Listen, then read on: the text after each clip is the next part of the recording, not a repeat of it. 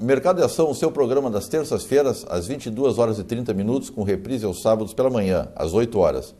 Você nos acompanha também pela internet, nos mesmos horários, é ao vivo, é www.poatv.net. E você também nos encontra nas mídias sociais.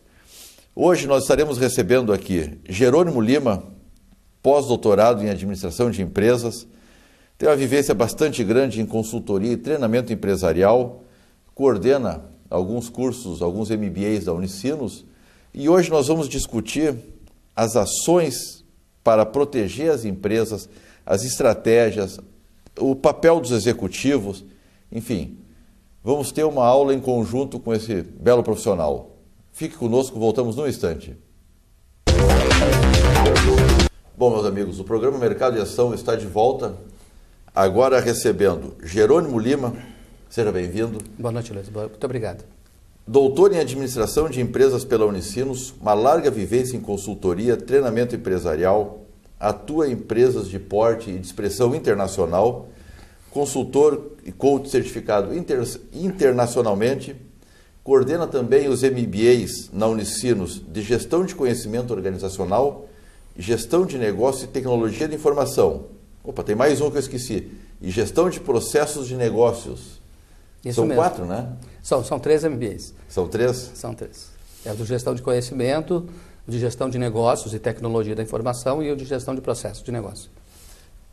O Jerônimo também é vice-presidente da Sociedade Brasileira de Gestão do Conhecimento e CEO da Método Reflexão Estratégica, que é a consultoria com a qual tu atua mais efetivamente no mercado, né? Isso, que é a minha consultoria, na verdade. É a tua consultoria. É. A nossa proposta hoje é discutir como proteger as empresas a partir de ações, estratégias, o papel dos seus executivos.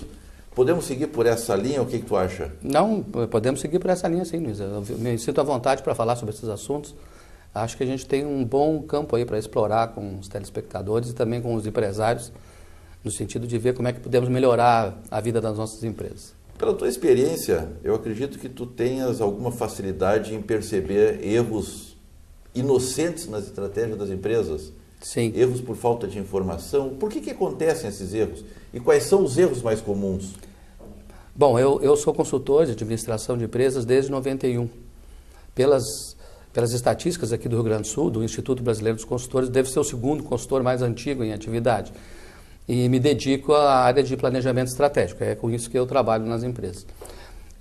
Eu percebo erros que advêm principalmente de falta de informação, porque qualquer trabalho de planejamento estratégico que se preze, ele parte da premissa que a empresa tem informações sobre o contexto onde ela está inserida, conhece bem seu mercado, conhece seus concorrentes, ou pelo menos tenta conhecer seus concorrentes, seus clientes, mesmo os seus não clientes, mas os possíveis clientes, seus fornecedores mais estratégicos. E a partir dessas informações, então, as empresas devem pensar no que fazer para otimizar o uso dos seus recursos e ter mais resultados. É inexperiência não usar essas informações ou é prepotência? Eu te diria que é um pouco de cada. Nas empresas de médio porte, por exemplo, eu considero que é inexperiência. E também uma falta de conhecimento dos próprios gestores. Porque se os gestores não sabem o que eles deveriam saber, eles não fazem nem ideia do tipo de informação que deve buscar para poder nortear suas estratégias. Já nas empresas de grande porte, eu acho que é um pouco de prepotência. As que cometem os erros, pensam que já sabem o suficiente sobre seu mercado, seu negócio, mas na verdade não têm as informações suficientes para poder fazer uma boa reflexão e daí acabam se equivocando na hora de formular suas estratégias. A prepotência é complicado, né? Acaba gerando outros tipos de consequências. A gente está analisando a questão de posicionamentos estratégicos, mas normalmente ela tem derivações dentro da empresa. Eu acho na gestão de pessoas, principalmente. A prepotência, na verdade, é das pessoas. Eu não sei se existe empresa prepotente, pode ser que dê para qualificar alguma assim, mas o que eu vejo mesmo são executivos prepotentes, diretores prepotentes, gerentes prepotentes, e daí isso vai para um outro caminho que tem a ver com a forma como tratam suas equipes, a forma como encaram os problemas dentro das empresas, a forma como procuram novas possibilidades de descobrir inovações para fazer produtos diferentes e achar em mercados diferentes. Faz com que o funcionário não tenha tão bem vestido a camiseta. Na verdade, acho que o funcionário não ter bem vestido a camiseta é geral. É geral. Não considero mais que existe amor à camiseta, lealdade à camiseta, porque depois que a gente teve o advento de reengenharia lá no início dos anos 90 e demissões, né, por consequência de informatização, entrada de sistemas de gestão corporativos, as pessoas não têm mais esse tipo de consideração também com as empresas, porque sabem que na hora que apertar, a empresa também não vai ter escrúpulo. E elas vão ser demitidas, sendo ou não boas tecnicamente, fazendo bem seu trabalho.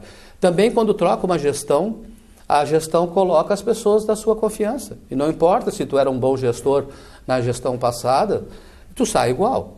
É um processo natural. Eu acho que é um processo natural que já foi assimilado, né, pelas empresas e pelas pessoas. Mas eu quero te contar uma história interessante sobre isso que eu vivenciei. Em 97 houve um grande evento de qualidade no mundo, em Chicago. Eu fui um dos convidados. E aí, como parte da programação, tinha uma visita de um grupo lá de pessoas na Harley Davidson, na sede da Harley Davidson em Milwaukee, nos Estados Unidos. Quando a gente chegou na Harley Davidson, fomos recebidos pelo Vice President de Marketing e ele nos levou num auditório e fez uma palestra de 20 minutos. O nome da palestra era Paixão. Paixão. E a palestra tinha 5 slides. E ele então começou mostrando uma foto, assim, num slide, da cidade de Milwaukee. Daí ele falou sobre a comunidade onde a empresa estava inserida, que eu acho que tem a ver então com essa busca de informações do ambiente externo, por exemplo. Sim. Então falou sobre a cidade, falou sobre o estado, que é um estado eminentemente agrícola, mas que acolheu uma fábrica de alto nível de competência de engenharia mecânica. Falou sobre o mercado de modo geral. Daí o título do slide era Paixão. Daí ele trocou de slide, deu um zoom naquela vista da cidade e mostrou só uma foto da fábrica. Daí ele falou sobre a fábrica, sobre a engenharia, sobre os melhores engenheiros. Harley Davidson nem é uma empresa tanto famosa por engenharia, mais por estilo de vida ou design, mais ou menos, do que por engenharia propriamente dita, mas... Ela é um conceito, né? Exato, mas também tem uma engenharia excelente, obviamente. Ele falou sobre os produtos e serviços da empresa, sobre o seu marketing. Daí ele trocou de slide e deu um zoom na fábrica e apareceu só um pedaço, dentro de uma janela, assim, o pessoal da produção trabalhando. Daí ele falou sobre a qualificação das pessoas que trabalhavam ali, como é que elas se sentiam dentro da empresa, o que a empresa fazia por elas, como é que elas eram qualificadas e tudo mais. Daí ele deu mais um zoom naquela equipe, uma coisa muito interessante, e mostrou só um grupo de pessoas trabalhando. E aí ele falou sobre gestão de pessoas, como é que a Harley Davidson encarava essa questão, e ele disse claramente que a empresa, quando achava que devia fazer cortes, fazer férias coletivas e tal, fazia porque sabia que se não fizesse isso, a grande maioria dos operários ali seriam prejudicados. Mas que mesmo assim, daí ele trocou o último slide, ele deu um zoom só num mecânico assim, fortão, né? E no braço dele, assim, um braço todo musculoso, tinha uma tatuagem, um coração, e dentro do coração estava escrito I love Harley Davidson. Aí ele disse, isso é paixão. Se um dia vocês conseguirem isso na empresa de vocês, então vocês podem saber que aí temos um pessoal realmente muito comprometido. Eu nunca vi ninguém fazer isso. Eu nunca vi, eu amo plano de saúde, eu amo fábrica tal, eu nunca vi. De alguma forma se aproxima do modelo Ford, né? Eu nunca vi isso. Então eu acho que nós não temos mais isso nas empresas. Que cuidado as empresas têm que tomar, principalmente em época de turbulência? Bem, se a gente for olhar hoje o ranking das 10 maiores empresas do mundo, a gente percebe que em 90% delas, o atual presidente, antes de ser presidente, ele era o controller. Então me parece que as melhores empresas, as maiores empresas, elas têm uma vocação para uma gestão financeira conservadora. Então eu te diria que esse é o primeiro ponto, uma gestão financeira conservadora, que é o que a gente recomenda para a casa da gente também, para o governo. A cada época tem uma tendência, né? Hoje mas isso o controle. Desde o meados do século XX até hoje, perdura essa lógica. Perduremos. Uma gestão financeira conservadora que significa não gastar mais do que ganha, usar o dinheiro que vem dos processos para pagar a rotina, pagar os impostos, os fornecedores, as matérias-primas, a mão de obra, e fazer investimentos buscando em banco. A gente tem problema de buscar dinheiro em banco no Brasil por causa da nossa taxa de juros.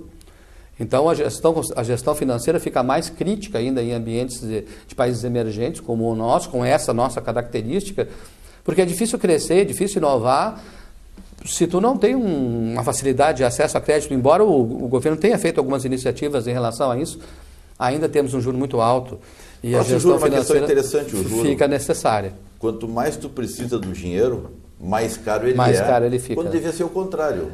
Mas se tu for olhar a realidade dos outros países, os desenvolvidos e mesmo os demais emergentes, o Brasil sempre tem uma pior condição de taxa de juros para oferecer para o seu empresariado.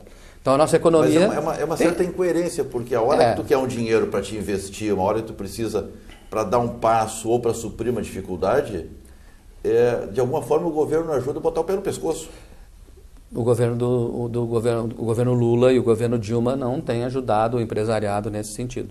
A gente não consegue reduzir taxa de juros. Baixou um pouquinho, mas estabilizou de novo, porque eles não conseguem equacionar a questão da taxa de juros com a inflação e do consumo muito alto, e no fim nossas empresas pagam por esse preço. A gente não consegue se alavancar perante os outros países porque não tem recurso suficiente para criar produtos acabados que tenham um conhecimento embutido que tem valor. Aí o Brasil vive de exportar commodities. A gente exporta fumo, exporta carne, exporta coisas de agricultura que a natureza produz. Exato, né? Mas produto trabalhado, pensado, engenheirado, nós temos muita dificuldade de exportar. Jerônimo, nós estamos tendo aqui uma aula contigo, mas vamos dar um tempo para o nosso telespectador tomar um cafezinho, que nós voltamos num instante. Nós também tomamos um cafezinho? Nós também tomamos um cafezinho. Tá bom, muito obrigado. Voltamos um instante.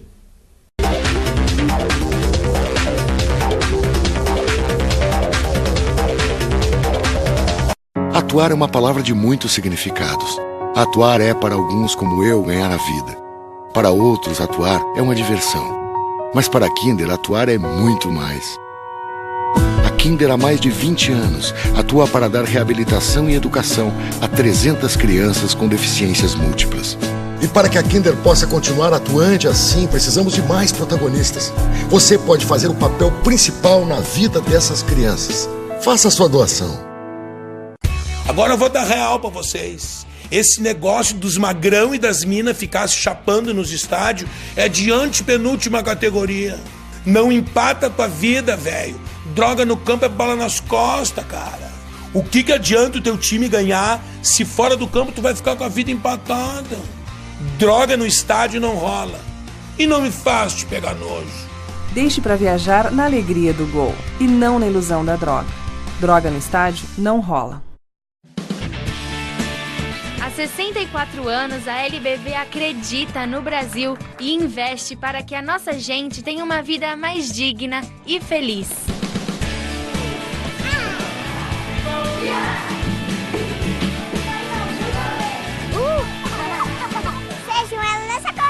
Amor, ajudando a transformar o nosso futuro. Ajude a mudar. Acesse lbv.org e colabore.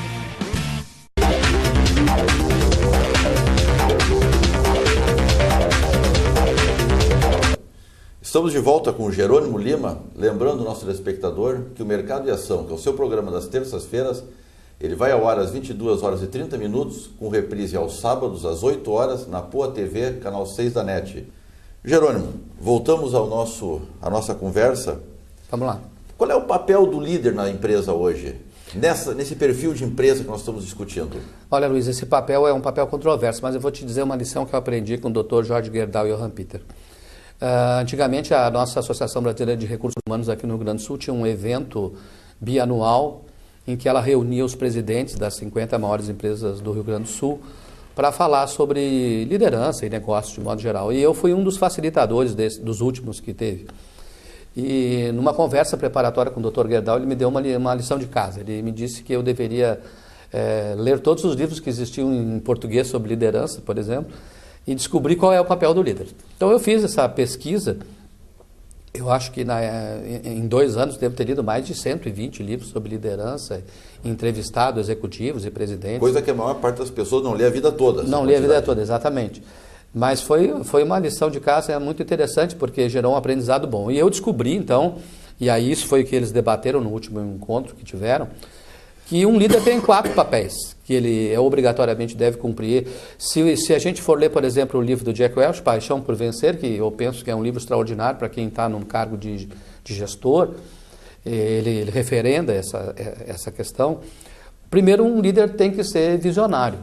Ele tem que ser capaz de pensar no futuro. O líder que só gira com o dia a dia não consegue estabelecer um lugar melhor para a sua empresa chegar, não sonha com isso e fica muito atrelado ao momento, sem se preocupar com planejar, deliberadamente crescer e melhorar. Então, visionário nesse sentido, tem que ser capaz de planejar, tem que ser capaz de se abastecer de informações, pensar no futuro e descobrir, junto com a sua equipe, o que devem fazer para que a empresa tenha um desempenho melhor no futuro. Esse é o primeiro papel. O segundo papel é o de formador de equipe. Então, o formador de equipe significa colocar no ônibus as pessoas certas e tirar do ônibus as pessoas erradas. Às vezes tem gente errada no ônibus e às vezes falta gente. É o líder que tem que fazer isso. Ele tem que ser comprometido e capaz de identificar boas pessoas. Pausa.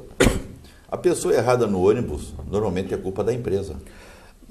Que contratou mal. Que contratou mal, exatamente. Mas às vezes é culpa do próprio líder, porque é o líder que tem que fazer esse papel de selecionar as pessoas que vão trabalhar com ele, né? Então é da empresa, mas dele também.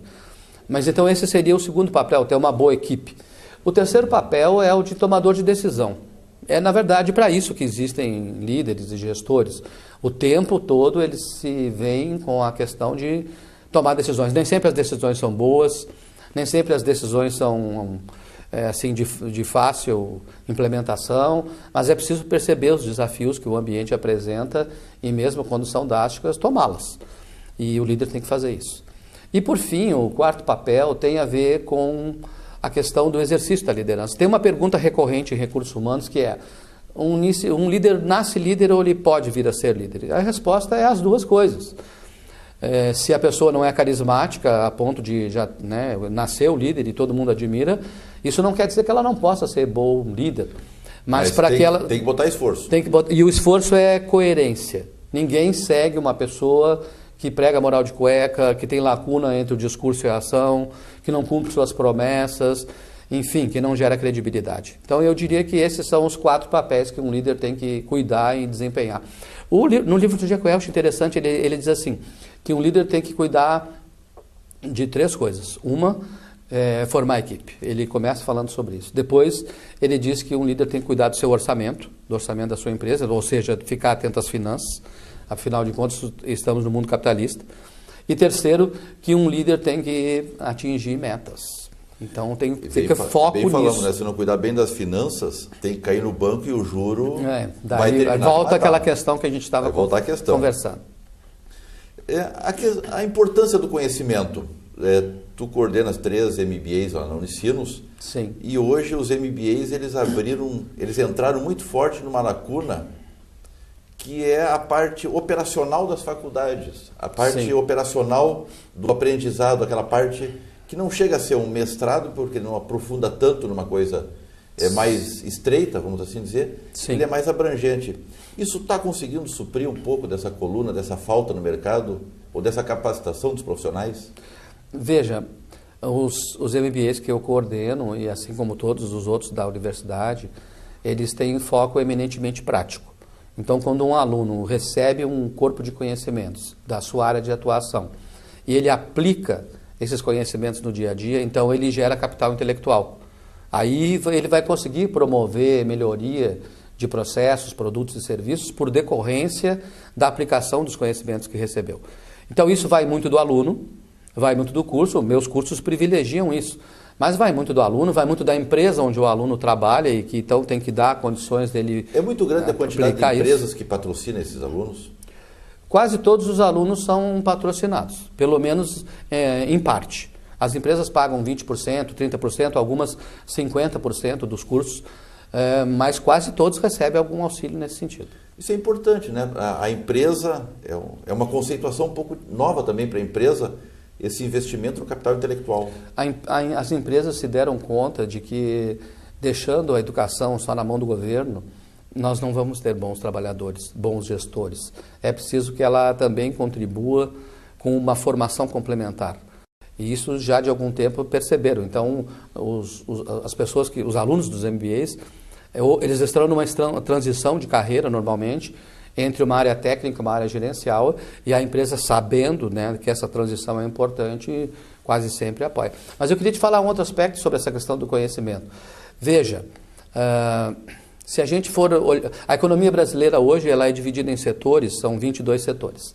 Então, começando em ordem alfabética no atacado, terminando em ordem alfabética no varejo. Desses 22, 14 a gente diz que são intensivos em conhecimento. São aqueles que não vivem só de produção relativamente ao que a natureza oferece. Nesses setores é preciso investir em conhecimento, porque não tem como produzir algo diferente sem conhecimento embarcado. Se nós formos olhar em época de PIBinho, né, há anos com PIBinho. Faz anos que é PIBinho, Faz né? anos que é PIBinho, e esse ano vai ser de novo. Se a gente for olhar os setores que mais crescem, são aqueles em que há investimento maciço em conhecimento. Se a gente for olhar os produtos que fazem mais sucesso, nós vamos notar duas características. A primeira ninguém faz nada. 3 características. Uma, ninguém mais faz nada sozinho. O mundo é colaborativo, cooperativo, a gente busca fazer as coisas em parceria. Segundo, uso intensivo de tecnologia. Não se cria mais nada hoje em dia que não tenha tecnologia embutida. E terceiro, produtos e serviços criados com uma interligação de conhecimentos. Uma empresa que trabalha focada num tipo de assunto só, num tipo de conhecimento só, tem muita dificuldade de inovar. Então, o conhecimento passa a ser um recurso básico para que as empresas criem coisas diferentes e consigam prosperar nesse mercado. Tu falaste uma coisa interessante, a questão do conhecimento, e a internet entrou há vários anos e mudou muito o perfil principalmente dos executivos. Sim. O sujeito antes respondia até a sexta-feira à tarde, no máximo até o sábado de manhã, e voltava a responder alguma coisa na segunda-feira. Sim. Quando era telex, fax e coisas parecidas.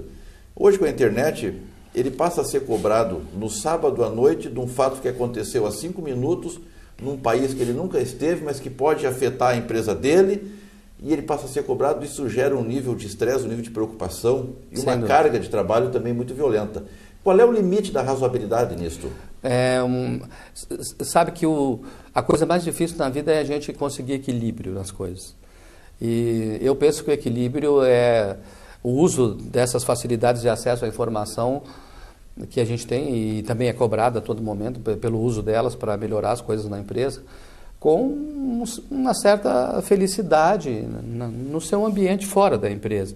É difícil isso, porque muitas pessoas não conseguem se controlar, exatamente. Então, a gente tem doenças atualmente que não tínhamos antes. Por exemplo, tem uma doença chamada nomofobia. Nomofobia vem do inglês no mobile, que significa o medo de ficar sem conexão móvel. Tem gente que não consegue ficar sem toda hora usar o WhatsApp, sem toda hora olhar os seus posts no Facebook, sem olhar seus e-mails, daí a pessoa prejudica a sua vida com isso, né? Eu fiz um teste, eu mandei uma notícia para um grupo de 300 pessoas, uma notícia de um fato econômico do momento. Sim. E as pessoas, em torno de um terço das pessoas responderam. Uhum.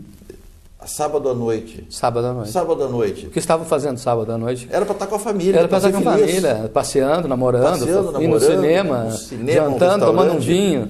Mas desligado um pouco do telefone. É difícil. Essa doença ainda vai piorar. Eu acho que vai piorar. Tem uma outra doença também que é associada a essa, que se chama ansiedade de informação.